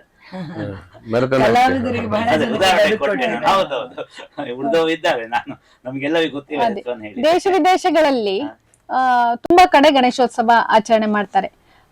ಮಹೇಶ್ ರವರು ನಾನು ಸುಮಾರು ಕಡೆ ಕೆಲವು ಹೋಗಿದ್ದೀನಿ. ಸಂದರ್ಭ ಬಂದಿದೆ ನನಗೆ. ಅಲ್ಲಿ ಸಾಮಾನ್ಯ ಏನ್ ಮಾಡ್ತೇವೆ ಅಂದ್ರೆ ಹಬ್ಬದ ಅವತ್ತು ಮಾಡೋದಿಲ್ಲ, ಯಾಕಂದ್ರೆ ಒಂದು ಅದು ಹಾಲಿಡೇ ಇರುವುದಿಲ್ಲ ಸಾಮಾನ್ಯವಾಗಿ. ಮತ್ತೆ ಅವತ್ತು ಮನೆಗಳಲ್ಲಿ ನೆಕ್ಸ್ಟ್ ನಿಯರೆಸ್ಟ್ ಸಂಡೇ ಹಬ್ಬಗಳಿರುತ್ತೆ. ನಾನು ಒಂದು 2-3 ಸಂದರ್ಭದಲ್ಲಿ ಅದಕ್ಕೆ ಅಂತ ಹೋದಾಗ ನನಗೆ ಅಲ್ಲಿಯ ಗಣೇಶೋತ್ಸವಗಳು ಸಿಕ್ಕಿದೆ. ಒಂದು ಕೆನಡಾದಲ್ಲಿ ಒಮ್ಮೆ ಸಿಕ್ಕಿದೆ, ಹೀಗೆಲ್ಲ.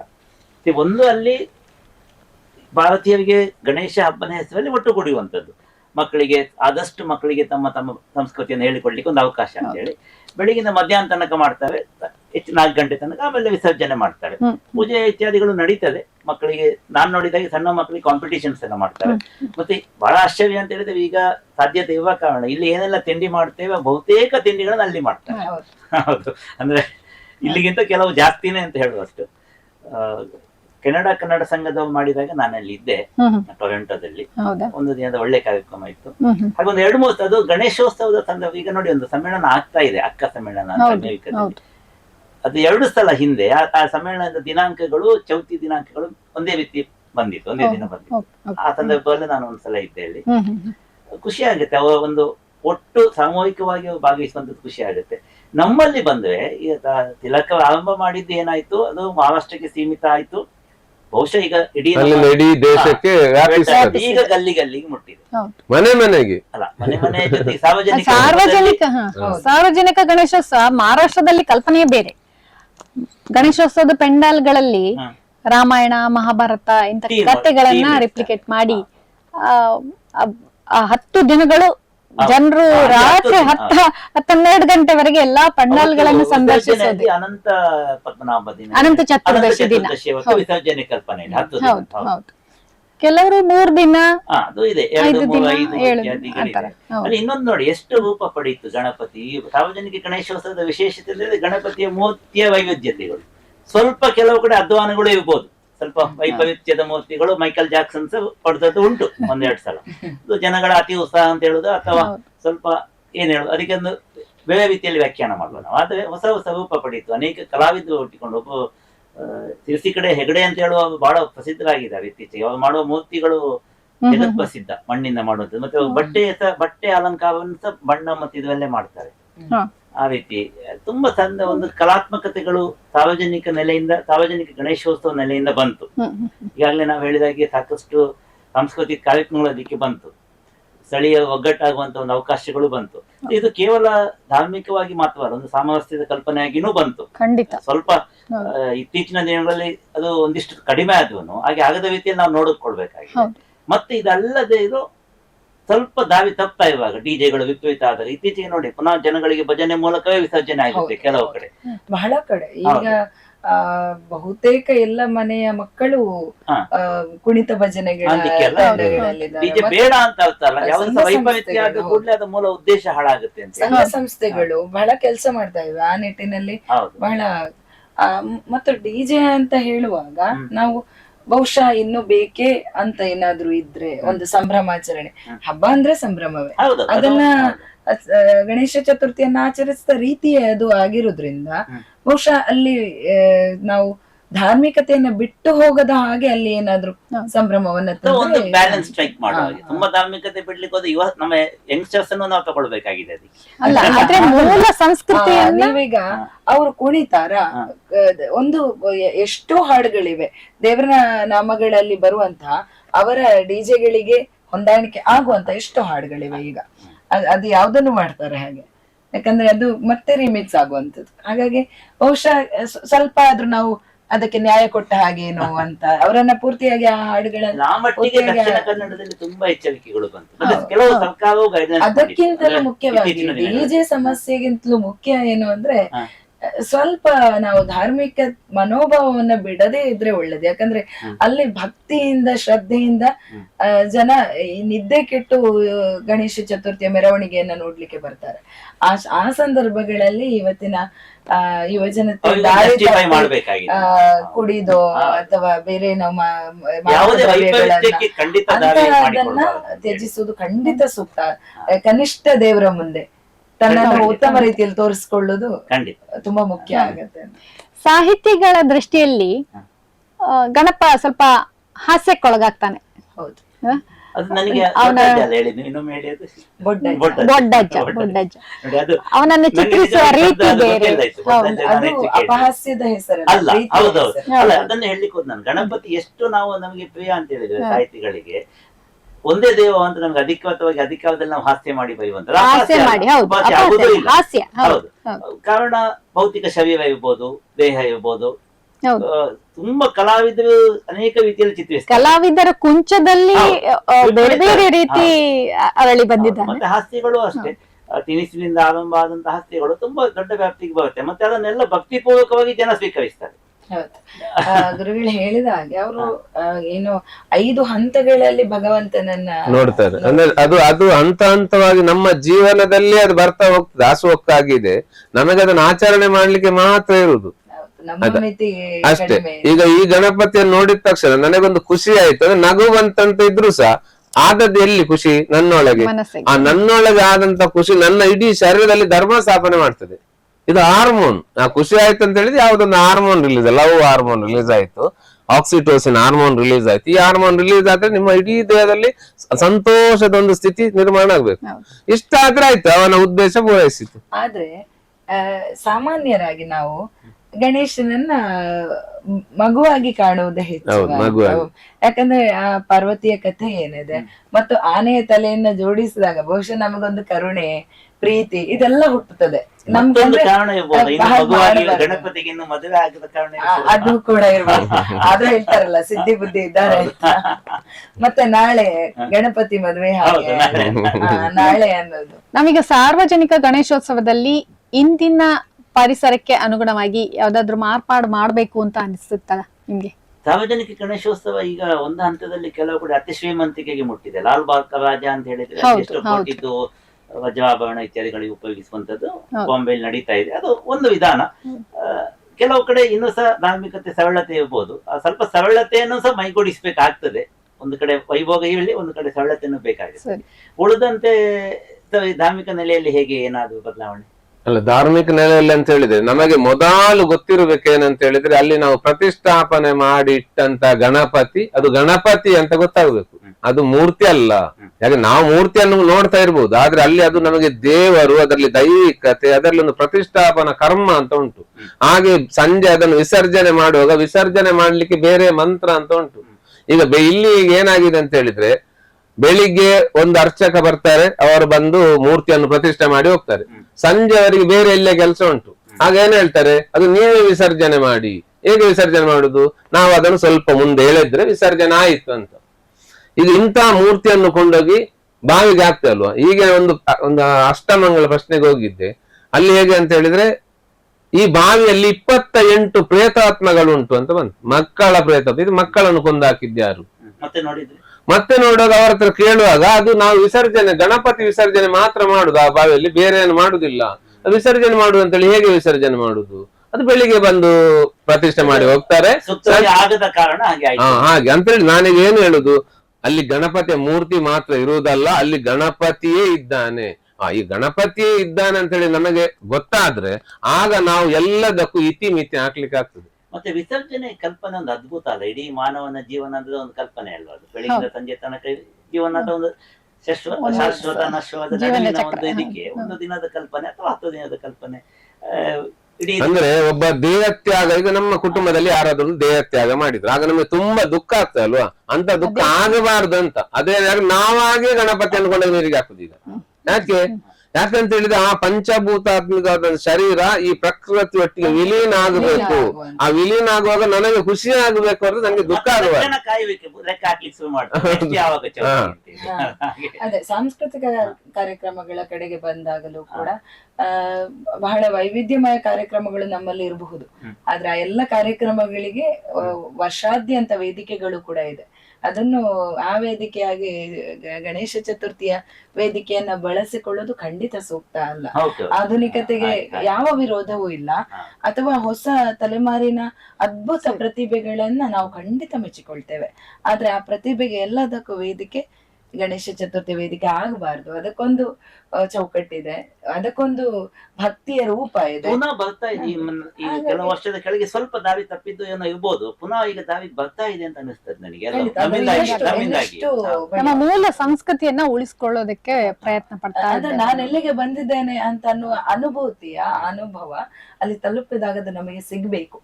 ನನ್ನ ಮನೆಗೆ ಬಂದೆ ಅಂತ ಅನ್ನುವಾಗ ಹೇಗೆ ನನ್ನ ಮನೆಯ ವಾತಾವರಣ ಅಥವಾ ನನ್ನ ಸಂಸ್ಥೆಗೆ ಬಂದೆ, ಹಾಗೇನೆ ನಾನು ಗಣೇಶನಲ್ಲಿಗೆ ತಲುಪಿದ್ದೇನೆ ಅನ್ನುವುದು ಯಾವುದೋ ಸಿನಿಮಾ ಹಾಡಿನ ಮೂಲಕ ನನಗೆ ಆಹ್ವಾನವು ಆಗಬಾರ್ದು. ಅದು ಹಾಗಾಗಿ ಅದು ತುಂಬಾ ಸಾಹಿತಿಗಳ ದೃಷ್ಟಿಯಲ್ಲಿ ಗಣಪ ಹೇಗೆ ಅಂತ ನಿಮ್ಮ ಕವಿತೆಯಲ್ಲಿ ಮೋಸ್ಟ್ಲಿ ನೀವು ಒಂದ್ಸತಿ ಬರ್ದಿದ್ದೀರಿ, ಅದನ್ನು ವಾಚನ ಮಾಡಬಹುದು. ಹೌದು, ಖಂಡಿತವಾಗಿ.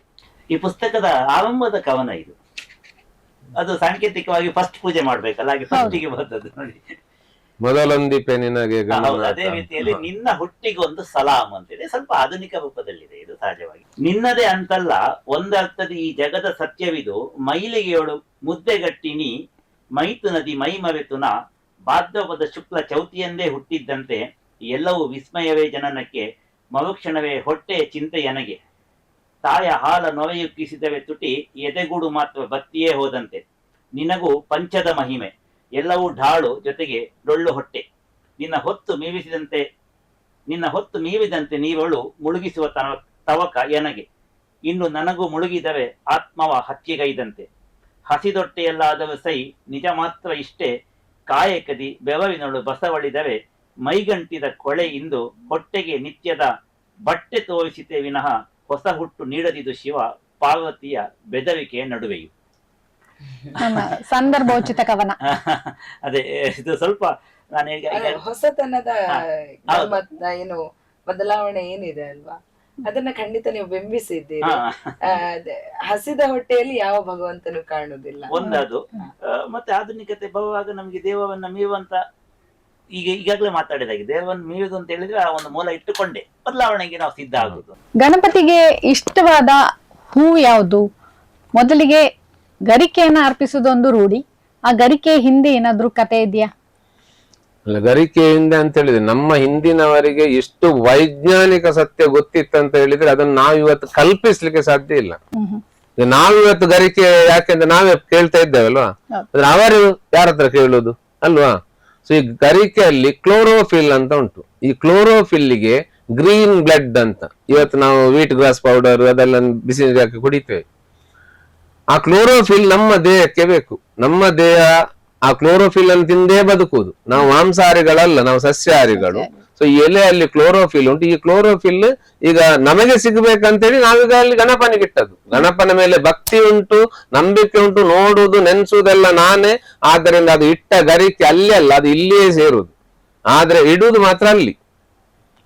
ಇನ್ನು ಅಲ್ಲಿ ಎಷ್ಟು ಗಣಪತಿಗೆ 21 ನಮಸ್ಕಾರಗಳು. 21 ನಮಸ್ಕಾರಗಳಂತ ಹೇಳಿದ್ರೆ ಒಂದು ಶರೀರ ತಯಾರಾಗಬೇಕಿದ್ರೆ ಅಲ್ಲಿ 7 ತಲೆಮಾರಿನ ಪಿತೃಗಳಿದ್ದಾರೆ ಅಂತ ಹೇಳಿದ್ರೆ 7 ತಲೆಮಾರಿನ ಹಿಂದೆ ಒಬ್ಬ ವ್ಯಕ್ತಿ ಹುಟ್ಟಿದ್ರೆ ಅವ 800 ವರ್ಷದ ನಂತರ ಪುನಃ ಈ ಭೂಮಿಯಲ್ಲಿ ಹುಟ್ಟ. ಅಂದ್ರೆ ಅವ್ಯಕ್ತಾನಿ ಆದಿಭೂತಾನಿ ವ್ಯಕ್ತ ಮಧ್ಯಾನಿ ಭಾರತ ಅಂತಂದ್ರೆ ಭಾರತದ ಭಾವನಾ ತ್ರತಾತೀತಿ ಭಾರತ ಅಂತ ಇದಕ್ಕೆ ಹೆಸರು. ಭಾವನೆಗಳಲ್ಲಿ ಯಾವ್ದು ನಿರತವಾಗಿ ಉಂಟದು. ಅಂತಹ ಶರೀರದಲ್ಲಿ ಅವ ಹುಟ್ಟಿದವ, ಅವನ ಹಿಂದೆ 20 ವಂಶಜರ ವಂಶವಾಹಿನಿ ಜಾಗ್ರತ ಉಂಟು ಇಲ್ಲಿ. ಹಾಗೆ 20 ವಂಶಜರು ಪ್ಲಸ್ ನಾನು ಸೇರಿ 21ನೇವ. ಇಲ್ಲಿ 21 ಗಣಪತಿ ಉಂಟು ಈಗ ಅಂತ. ಆ 21 ಗಣಪತಿಗೆ 21 ಗರಿಕೆ ನೀಡು. ಅದ್ರೊಟ್ಟಿಗೆ ನೀವು ಆ ತಿಂಡಿಗಳದ್ದು ಹೇಳುವಾಗ ಗಣೇಶ ಅಷ್ಟನ್ನು ತಿಂದ ಬಳಿಕ ಒಂದು ಗರಿಕೆ ತಿಂದಂತೆ ಅಂತ ಬರ್ತದೆ. ಅಂದ್ರೆ ಅವನ ಹೊಟ್ಟೆಯ ಸಮಸ್ತ ಏನು ತೊಂದರೆಗಳಿತ್ತು ನಿವಾರಣೆ ಮಾಡಿಬಿಟ್ಟ ಅಂತ. ಹಾಗಾಗಿ ಇವತ್ತಿಗೂ ಕೂಡ ಬಹುತೇಕ ಅದ್ರಲ್ಲೂ ವಿಶೇಷವಾಗಿ ಹೆಣ್ಣು ಮಕ್ಕಳಿಗೆ ಗರಿಕೆಯಿಂದ ಯಾವುದೇ ಕಷಾಯ ಮಾಡಿ ಕೊಟ್ರೆ ಬಹುತೇಕ ಸಮಸ್ಯೆಗಳು ನಿವಾರಣೆ ಆಗ್ತದೆ. ಕೆಂಪು ಬಣ್ಣ ದಾಸವಾಳ ಕೆಂಪು ಬಣ್ಣ ಪ್ರೀತಿ ಅಂತ ಇದೆ ಗಣಪತಿ. ಅದು ಅಂಗಾರಕ, ಅದಕ್ಕೆ ನಾವು ಅಂಗಾರಕ ಚತುರ್ಥಿ ಎಲ್ಲ ಹೇಳುದಲ್ವಾ. ಅದು ಅಂಗಾರಕ ಅಂದ್ರೆ ಮೂಲಾಧಾರ ಚಕ್ರದ ಕಲ್ಲರು ಕೆಂಪು ಬಣ್ಣ. ಆಯ್ತಾ? ಇನ್ನು ಮೂಲಾಧಾರ ಹೇಳಿದ್ರೆ ಮೂಲಾಧಾರ ಭೂಮಿಯ ಮಗಳು ಅಂತ ಈ ದೇಹಕ್ಕೆ. ಅಂದ್ರೆ ಅವನಿಜಿ, ಅವನ್ ಹೇಳಿದ್ರೆ ಭೂಮಿ, ಅವನಿಜಿ ಹೇಳಿದ್ರೆ ಭೂಮಿಯ ಮಗಳು ಸೀತೆ ಅಂತ. ಆ ಸೀತೆ ಯಾರು ಕೇಳಿದ್ರೆ ಅದು ಮಂಗಳ ಗ್ರಹ ಅಂತ. ಸೊ ನಮ್ಮ ಮೂಲಾಧಾರ ಚಕ್ರ ಇಲ್ಲಿ ಮಂಗಳ ಗ್ರಹ. ಯಾಕೆ ನಾವು ಭೂಮಿ ಅಲ್ಲ, ಭೂಮಿ ಇದು ಇದು ಭೂಮಿಯ ಮಗಳು. ಸೊ ಅದು ಮೂಲಾಧಾರ ಮಂಗಳ ಗ್ರಹ. ಅದಕ್ಕೆ ಮಂಗಳ ಗ್ರಹಕ್ಕೆ ದ್ಯೋತಕವಾಗಿ ದಾಸವಾಳದ ಉಂಟು. ಯಾಕೆ ಅದರಲ್ಲಿ 5 ಹೆಸರು ಉಂಟು ದಾಸವಾಳದಲ್ಲಿ. ಅದಕ್ಕೆ ಜಪ ಕುಸುಮ ಸಂಕಾಶಂ ಅಂತ ಹೇಳಿ ಒಂದು ಸ್ಫಟಿಕದ ಹತ್ತಿರ ಒಂದು ದಾಸವಾಳವನ್ನು ಇಟ್ರೆ ಸ್ಫಟಿಕದ ಕಲರ್ ಕೆಂಪು ಕಾಣ್ತದೆ.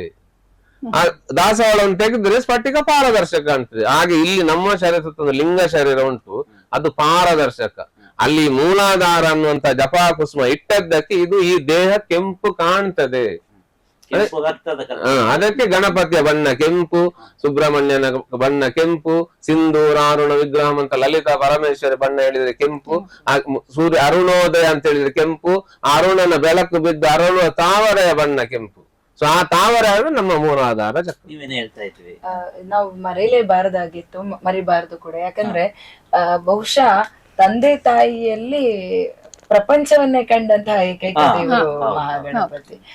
ಪ್ರಪಂಚವನ್ನ ಸುತ್ತಿ ಬರ್ಲಿಕ್ಕೆ ಅಂತ ಸುಬ್ರಹ್ಮಣ್ಯ ಮತ್ತು ಗಣೇಶನನ್ನ ಕಳುಹಿಸಿದಾಗ ಬಹಳ ಮುಗ್ಧತೆಯಿಂದ ಆ ಸುಂದರನಾದ ಪುಟ್ಟ ಬಾಲಕ ಸುತ್ತಿದ್ದು ಶಿವಪಾರ್ವತಿಯರನ್ನ. ಇರಬಹುದು ಅವರು ಜಗನ್ಮಾತೆ ಜಗದೀಶ್ವರರು, ಆದ್ರೆ ಪ್ರತಿಯೊಂದು ಮಗುವಿಗೆ ಸರ್ವ ತಿಳುವಳಿಕೆಯುಳ್ಳಂತಹವ್ರು ಯಾರು ಅಂತ ಕೇಳಿದ್ರೆ ಅದು ತಂದೆ ತಾಯಿ. ಅಂದ್ರೆ ಎಲ್ಲವನ್ನು ತಿಳಿದವರು. ಯಾವ ಮಗು ಹತ್ರ ಮಾತಾಡಿಸಿದ್ರು ನನ್ನ ಅಪ್ಪನಿಗಿಂತ ಶ್ರೇಷ್ಠ ಯಾರು ಇಲ್ಲ, ನನ್ನ ಅಮ್ಮನಿಗಿಂತ ಹೆಚ್ಚು ತಿಳಿದವರು ಯಾರು ಇಲ್ಲ. ಅದಕ್ಕೆ ಬಹುಶಃ ಜನನಿ ತಾನೇ ಮೊದಲ ಗುರು ಅಂತ ನಾವು ಅದನ್ನು ಕೂಡ ಇವತ್ತಿಗೂ ಪಾಲಿಸ್ತಾ ಇದ್ದೇವೆ. ಇದರಲ್ಲಿ ಮುಗ್ಧತೆ ಒಂದು ಕಡೆ ಆದ್ರೆ ಬುದ್ಧಿವಂತಿಕೆ ಕೂಡ. ಅಂದ್ರೆ ಅದೇ ಒಂದು ತಾನು ಜಗತ್ತನ್ನೇ ತಂದೆ ತಾಯಿಯಲ್ಲಿ ಕಾಣುವಂತದ್ದನ್ನು ಎಷ್ಟು ಸರಳವಾಗಿ ಅವನೆಲ್ಲೋ ಹೇಳ್ಕೊಂಡಿಲ್ಲ ಅದನ್ನ. ಬಹುಶಃ ಸುಬ್ರಹ್ಮಣ್ಯನ ಜೊತೆ ಕರ್ಕೊಂಡು ಅವ್ನು ತಿರುಗಬಹುದಾಗಿತ್ತು. ಇಲ್ಲ, ನಾನೇನು ತಿಳಿದಿದ್ದೇನೆ ಅದು ನನ್ನ ಜ್ಞಾನ, ನಿನಗೇನು ಬೇಕು ಅದನ್ನ ನೀನ್ ಕಂಡುಕೊಳ್ಬೇಕು.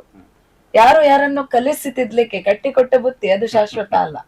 ಸುಬ್ರಹ್ಮಣ್ಯ ತಿರುಗಿ ಬಂದು ಮತ್ತೆ ಕಲ್ತ್ಕೊಂಡ. ಗಣೇಶ ತಾನು ಬುದ್ಧಿವಂತನೇ ಆಗಿದ್ದ, ಅದಕ್ಕೆ ಇವತ್ತಿನ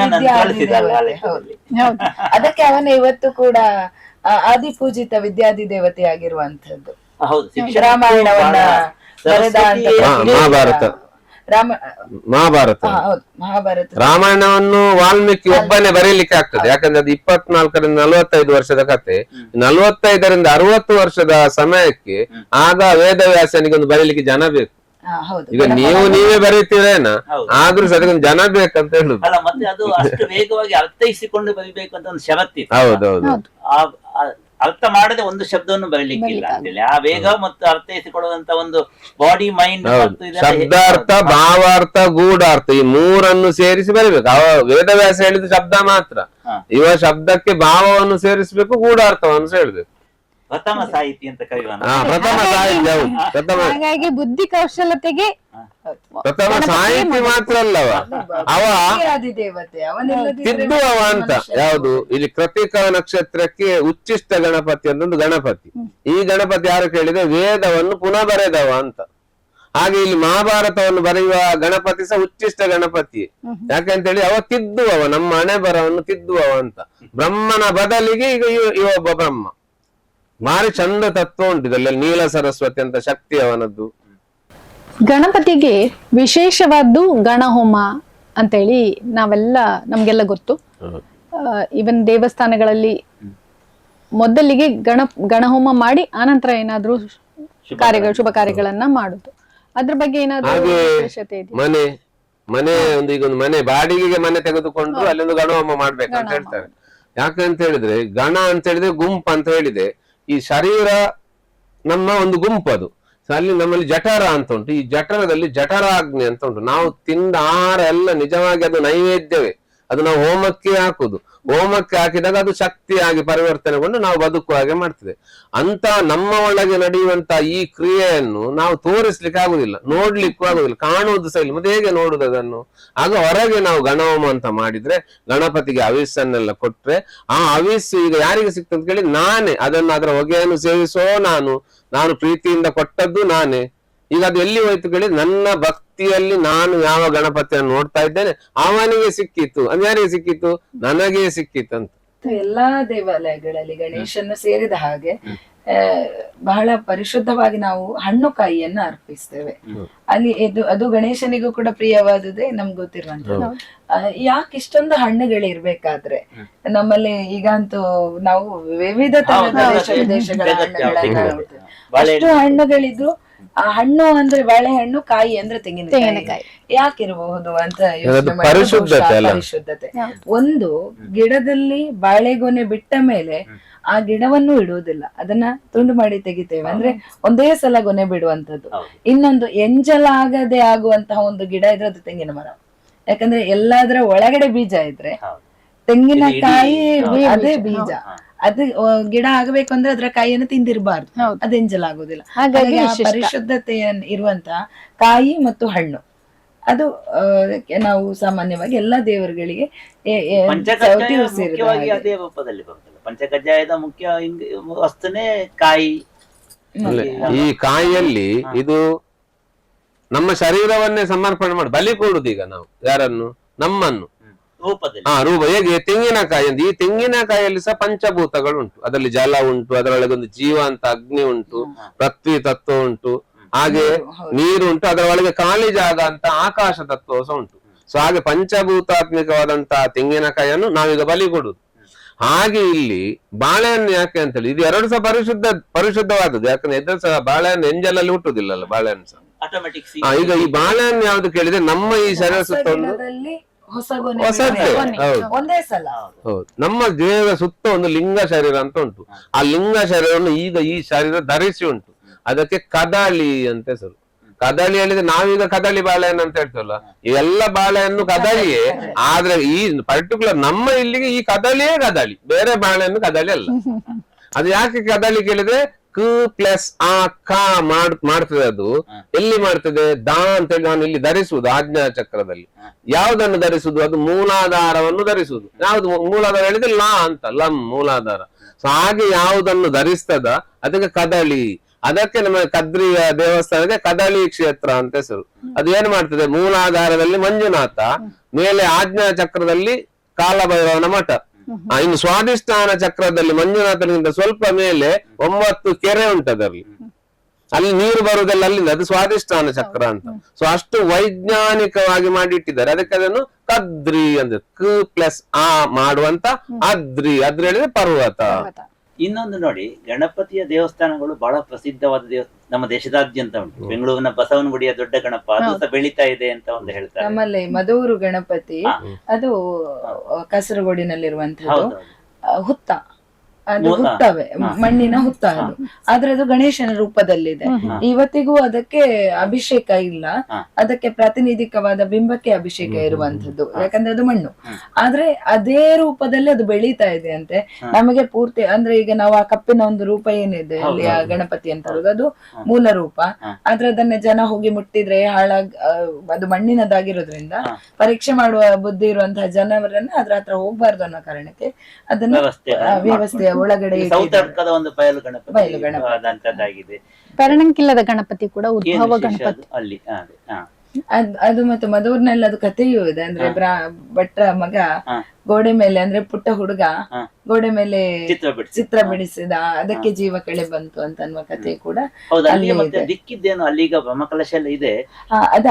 ನಿಜವಾಗಿ ಅಲ್ಲಿಯ ಮೂಲ ಶಿವ ಮದನಂತೇಶ್ವರ, ಅದರ ಬಲಭಾಗದ. ಆದ್ರೆ ಗಣೇಶನಿಗೆ ಅಲ್ಲಿ ದಿಕ್ಕಲ್ಲಿ ಎಲ್ಲ ಕಡೆ ದೇವಸ್ಥಾನದ ಒಂದು ನಿರ್ದಿಷ್ಟ ಬಹಳ ಸುಂದರವಾದ ಆಕಾರ ಸರ್. ಅದು ಗಜಪೃಷ್ಠಾಕಾರದ ದೇವಸ್ಥಾನ ಅಂದ್ರೆ ನೀವು ತುಂಬಾ ದೂರ ಹೋಗಿ ನೋಡ್ಬೇಕಲ್ಲ. ನಾವು ಬೇರೆ ದೇವಸ್ಥಾನಗಳನ್ನೆಲ್ಲ